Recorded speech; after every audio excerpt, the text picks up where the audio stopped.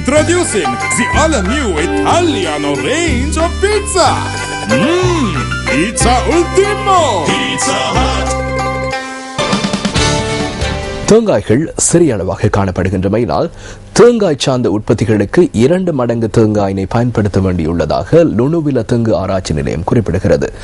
கடந்த வருடம் நிலவிய வறட்சி காரணமாக தேங்காய்கள் சிறிதாகியுள்ளதாக நிலையத்தின் பணிப்பாளர் கலாநிதி ஜாந்த குணத்திலக்க தெரிவிக்கின்றார்.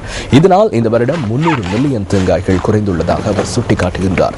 இந்த வருடம் 2800 மில்லியன் தேங்காய்கள் கிடைக்கும் என எதிர்பார்த்துள்ளதாக தெங்கு ஆராய்ச்சி நிலையம் குறிப்பிடுகிறது.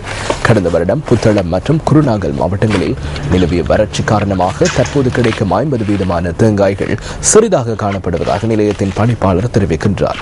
நவம்பர் மாதம் முதல் நிலைமை வழமைக்கு திரும்பும் என ஜாந்த குணத்திலக்க சுட்டிக்காட்டினார்.